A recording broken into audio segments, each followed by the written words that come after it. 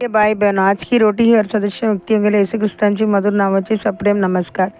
आज की दिनांक 9 जानेवारी 2026 शुक्रवार। सर्व प्रकारचे अन्न।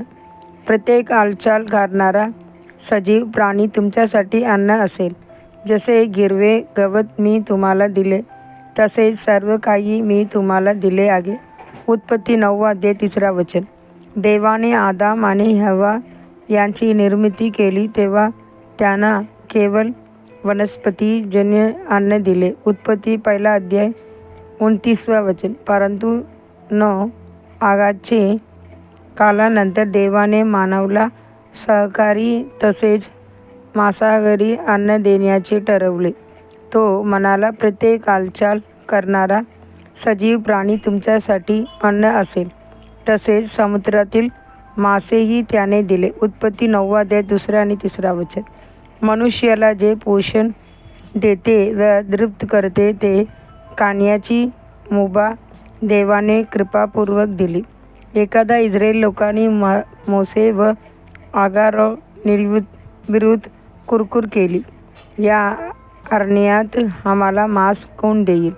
आम्हाला मांस खायची फार इच्छा आहे, तर रोज हे मन्ना खाऊन आम्ही कंटाळलो आहे। तेव्हा प्रभूने वारा वाहू दिला आणि छावणीत भरपूर बटेर आणले। लोकांनी खाल्ले आणि तृप्त झाले।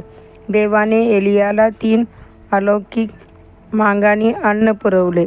कावल्याद्वारे कावळे सकाळी यांच्यासाठी भाकर व मांस आणि संध्याकाळी भाकर व मांस आणत। पहिली राजा 17 अध्याय 6 वचन। सर्फत येथील विधवेद्वारे दुष्काळपर तिच्या पिठाची कुप्पी व तेलाची कुप्पी कधीही रिकामी झाली नाही। पहिली राजा 17 अध्याय 13 ते 14 वचन। देवदूताद्वारे ज्याने त्यांच्यासाठी निकात्यावर बोजलेली भाकरी व पाण्याची घागर आणली। पहिली राजा 19 अध्याय 6 वचन। प्रभू तुम्हालाही अद्भुत रीतीने पोसणार आहे। येशू म्हणाला, काय खावे, काय प्यावे, काय परिधान करावे असे म्हणत चिंता करू नका, कारण तुमचा स्वर्गीय पिता जाणतो की तुम्हाला या सर्व गोष्टीची गरज आहे। मत्ती 6 अध्याय 31 वचन से 32 वचन। आपल्या पृथ्वीवरील सेवा काळात प्रभू येशूने 5 भाकऱ्या व 2 मासे यांद्वारे 5000 लोकांना अन्न दिले। 7 भाकऱ्या व 2 मासे यांद्वारे 4000 लोकांना अन्न दिले।